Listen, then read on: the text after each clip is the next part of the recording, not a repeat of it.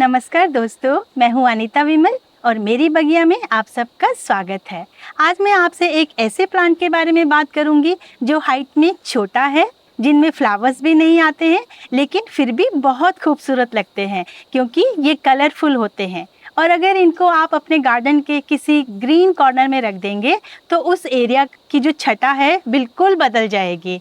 तो मैं बात कर रही हूँ क्रोटन की। तो इस वीडियो में मैं आपसे क्रोटन के बारे में सारा कुछ बताऊंगी और इसके साथ मैं आपको ये भी बताऊंगी कि क्या आप इम्पॉर्टेंट टिप्स यूज़ कर सकते हैं ताकि आपके क्रोटन के प्लांट हमेशा हरे भरे और कलरफुल रहें। तो चलिए वीडियो शुरू करते हैं। ये है क्रोटन्स। आप देख सकते हैं मेरे पास यहाँ पर 4 वैरायटीज़ के हैं, लेकिन इनमें कई सारी वैरायटीज़ आती हैं और इनके जो लीव्स हैं जैसे कि आप यहाँ पर देख रहे हैं 4 तरह के हैं और चारों के अलग अलग लीव्स हैं। जैसे कि आप ये देख रहे हैं लंबा और इसके जो ये टिप है कितनी नुकीली है, जबकि ये वाला देखिए ये कितने पतले और कितने लंबे लीव्स हैं। और ये वाला देखिए कितने बड़े और चौड़े पत्ते हैं। और ये तो देखिए ज़रा, ये देखिए इसमें पत्तों में किस तरह से खूबसूरत कट्स हैं, ये देखिए। और कट्स भी सब में अलग अलग तरह के हैं। तो इस तरह से जो है क्रोटन्स और भी तरह के आते हैं, जैसे लंबे पत्ते होते हैं, ट्विस्टेड पत्ते होते हैं, कोई अलग ही तरह से मुड़े हुए होते हैं और इनमें बहुत सारे कलर्स आते हैं। जैसे पत्तों के ऊपर बहुत सारे कलर्स के छींटे लगे होते हैं, जैसे आप यहाँ पर देख रहे हैं ना, ये डार्क रेड है और इसमें ये पिंक कलर के शेड हैं और इसमें ये देखिए ग्रीन में येलो है, इसमें ऑरेंज कलर के भी छींटे होते हैं और भी कई सारे शेड्स होते हैं। तो देखने में ओवरऑल में ये इतने ज़्यादा खूबसूरत लगते हैं कि इवन इनमें फ्लावर्स नहीं आते हैं फिर भी ये बहुत ही कलरफुल लगते हैं। और जब हम नर्सरी में कुछ और प्लांट लेने जाते हैं तो इनको देखकर इन्हें भी लेने से हम रोक नहीं सकते हैं। तो इसीलिए आजकल सब लोग इनको अपने घरों में रखना भी बहुत पसंद करते हैं। इनको वार्म और ह्यूमिड क्लाइमेट ज़्यादा पसंद है, तो इनका जो आइडियल टेम्परेचर है इनको ग्रो करने का, वो जैसे मिनिमम जो है 9 to 10 डिग्री सेल्सियस और मैक्सिमम 27 से 28 डिग्री सेल्सियस तक होना चाहिए।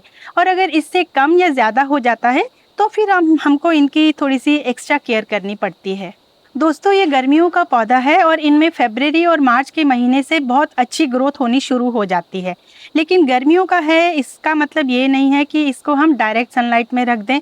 इनको सेमी शेड में रखने की ज़रूरत होती है। अगर हम इनको डायरेक्ट सनलाइट में रख देंगे तो फिर इनके पत्ते जो इतने नाजुक होते हैं उनमें बर्निंग हो जाती है और ये धीरे धीरे पत्ते शेड करने लगते हैं और इनके जो स्टेम है ये खाली हो जाते हैं। तो इस बात का हमें ध्यान रखना चाहिए। तो इसके प्लेसमेंट चाहे आप इंडोर करें चाहे आप बाहर करें, ऐसी जगह पे रखिए जहाँ पे मॉर्निंग की सॉफ्ट धूप 1 या 1.5 घंटे की या मैक्सिमम 2 घंटे की धूप पड़ती हो, उससे ज़्यादा धूप ना पड़ती हो। तो उसमें इनके जो ये पत्ते हैं ये काफ़ी हेल्दी रहते हैं और इनमें कलर्स बने रहते हैं। जब आप इनको ग्राउंड में लगाते हैं, ओपन ग्राउंड में, तब तो इतना ज़्यादा कोई प्रॉब्लम नहीं होती है। लेकिन जब आप इनको पॉट में लगाते हैं तो इनकी मिट्टी का बहुत ध्यान रखना पड़ता है। जैसे कि मैंने अपने ये इस पॉट में लगा के रखा है, ये 8 इंच का गमला है, तो इसमें मैंने वेल ड्रेन सॉइल डाला है। तो इसका जो सॉइल मिक्सचर है इसमें मैंने 30% काउडंग कंपोस्ट या वर्मी कंपोस्ट और 30% मैंने इसमें गार्डन सॉइल लिया है और 30% जो है मैंने इसमें सैंड लिया है। और इसके साथ ही जो है मैंने इसमें थोड़ा सा बोन मील भी डाला है और थोड़ी सी जो है मैंने इसमें खली डाली है, नीम की खली, जिससे कि इनकी जड़ों की, इनके रूट्स की प्रोटेक्शन हो सके पेस्ट अटैक से। जहाँ तक वाटरिंग की बात है तो इनको बहुत ज़्यादा पानी पसंद नहीं है, बस इनकी मिट्टी में हल्की सी मॉइस्चर बनी रहनी चाहिए। तो आप ऐसा कर सकते हैं कि जब इनकी मिट्टी में मॉइस्चर ख़त्म हो जाए, आपको लगे कि मिट्टी की जो ऊपरी लेयर है वो सूख गई है, तो इनको थॉरोली वाटर दे दीजिएगा। जैसे कि इतना पानी दे दीजिएगा कि फटाफट जो है ये मिट्टी को और इसकी रूट्स को गीला करते हुए ड्रेन होल से बाहर हो जाए। लेकिन मिट्टी गीली नहीं रहनी चाहिए या सॉगी नहीं रहनी चाहिए, इससे इनमें रूट रॉटिंग होती है। और ओवर वाटरिंग से क्या होता है कि इसके जो पत्ते हैं ये विल्ट हो जाते हैं और धीरे धीरे जो है ये गिरने लग जाते हैं और इस तरह से जो है। और ओवर वाटरिंग से क्या, अगर आप इसको अंडर वाटरिंग भी करेंगे तभी भी जो है इसके पत्ते मुरझाने लगते हैं, विल्टिंग होने लगती है और फिर धीरे धीरे जो है ये पत्ते गिरा देते हैं। और फिर क्या होता है ये देखिए ज़रा, इसके जो यहाँ पे जो स्टेम है ये खाली हो जाती है, जो कि देखने में बिल्कुल भी अच्छा नहीं लगता। तो आपको अपना पानी का शेड्यूल आपकी लोकेशन के अकॉर्डिंग आपको सेट करना पड़ेगा कि कब आपके प्लांट को पानी की ज़रूरत है। लेकिन ऐसा वेट मत करिए कि जब पत्ते बिल्कुल ही मुरझा जाएंगे तब पानी डालें। जो मैंने आजमाया है वाटरिंग का एक श्योर शॉर्ट तरीका, जैसे कि मेरे ये प्लांट है, ये बाहर है, बाहर मीन्स ये ग्रीन शेड के नीचे हैं, तो जब मैं सारे प्लांट्स में वाटरिंग करती हूँ तो चलते चलते इनकी भी मिट्टी को मैं थोड़ा सा गीला कर देती हूँ, बहुत ज़्यादा नहीं डालती, और उसी से मेरे प्लांट्स देखिए कितने हेल्दी हैं। तो आप भी ऐसा कर सकते हैं। इनको प्रोपोगेट करना भी बहुत ही आसान होता है दोस्तों, जैसे कि इनको हम स्टेम कटिंग से बहुत आसानी से प्रोपोगेट कर सकते हैं। आप ये वाला मेरा प्लांट देख रहे हैं, इसी तरह से इतना लंबा यहाँ से इसको कट करके किसी शार्प नाइफ से या सीजर से कट करके सारे लीव्स हटा दीजिए और ऊपर के सिर्फ 2-3 लीव्स रखिए और उसको जो है आप कोकोपीट के अंदर लगा दीजिए और 12 से 15 दिन के अंदर इनमें रूट डेवलपमेंट स्टार्ट हो जाएगी। जब इनमें अच्छी तरह से रूट डेवलप हो जाए तो जो मैंने सॉइल मिक्सचर बताया है ना, आप उसमें लगा दीजिए। देखिए फिर आप एक प्लांट से कितने सारे आपके क्रोटोन्स के प्लांट तैयार हो जाते हैं। क्रोटोन एक ऑर्नामेंटल प्लांट है, तो इसकी अगर हम टाइम टू टाइम प्रूनिंग करते रहेंगे तो ये प्लांट देखने में नीट लगता है और साथ ही ये जो प्लांट है वो बुशी होता जाता है।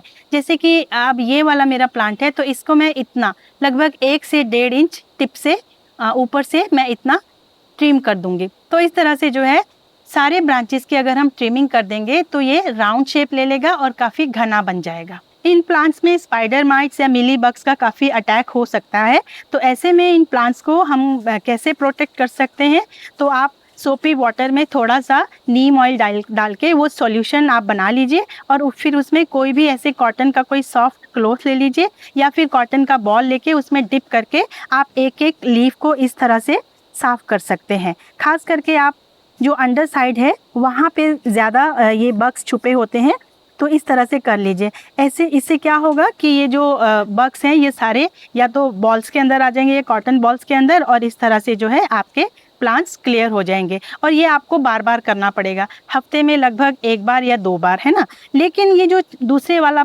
प्लांट है जिसमें बहुत ही बारीक लीव्स हैं, तो इनको एक एक लीफ को साफ करना तो बहुत मुश्किल है। तो ऐसे में उसी सेम सॉल्यूशन से जो है हम इनको स्प्रे करके साफ करेंगे ताकि जो माइट्स हैं या बग्स हैं वो हट जाएं। तो मुझे लगता है कि मैंने क्रोटोन के बारे में सारे पॉइंट्स डिस्कस कर लिए हैं। फिर भी अगर आपको लगता है कि कहीं पे कुछ छूट गया है तो आप कमेंट सेक्शन में मुझसे पूछ सकते हैं। तो बारी है अब इम्पॉर्टेंट टिप्स की। टिप नंबर 1, क्रोटोन को एसिडिक सॉइल पसंद है। तो सॉइल को एसिडिक बनाने के लिए आप इसमें जैसे 1 चम्मच आप कोई भी विनेगर ले लीजिएगा, वाइट या ब्राउन कोई भी, आधा लीटर पानी में उसको डालिए और मिट्टी में डाल दीजिए, है ना। उससे बहुत जल्दी ये इसका इफ़ेक्ट आएगा। नहीं तो आप जैसे आधा ग्राम के करीब या 1/4 के करीब कॉफ़ी ग्रेनुअल, उसको या तो पानी में डिज़ोल्व कर लीजिए या फिर मिट्टी में इसी तरह से स्प्रिंकल कर दीजिए, ऊपर से पानी डाल दीजिए। उससे भी जो है प्लांट को जो मिट्टी जो है वो एसिडिक हो जाएगी और प्लांट के अच्छे ग्रोथ के लिए बहुत अच्छा रहेगा।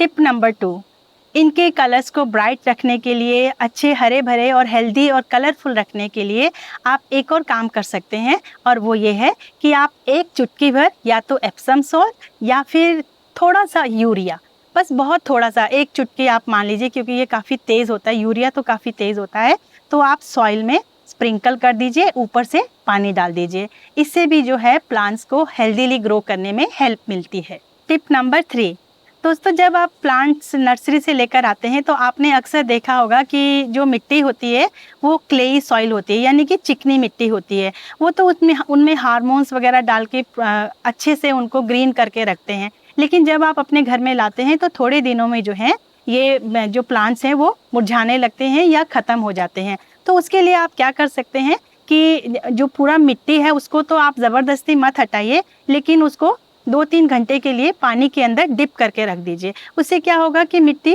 लूज़ हो जाएगी और अपने आप पानी में घुल जाएगा और मिट्टी निकल जाएगी।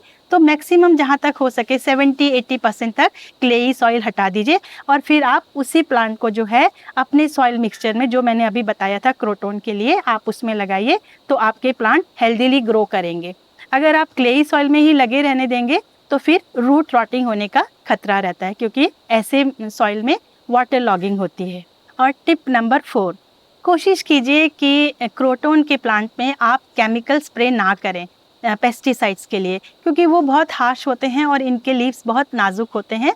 तो या तो आप नीम ऑयल का ही स्प्रे करें, या फिर अगर आपके पास नीम के लीव्स हैं तो उनको आप पानी में उबाल लीजिए अच्छी तरह से, और उस पानी से जो है इनको स्प्रे कीजिए। वो सबसे बेस्ट तरीका है। तो दोस्तों, ये तो थी क्रोटोन के बारे में जानकारी। आज के लिए बस इतना ही। मुझे उम्मीद है कि मेरी वीडियो आपको पसंद आई होगी, तो आप इसे लाइक करें, शेयर करें, और मेरे चैनल को अगर आपने अभी तक सब्सक्राइब नहीं किया है तो ज़रूर सब्सक्राइब करें, ताकि आप मेरी बगिया के साथ हमेशा जुड़े रहें।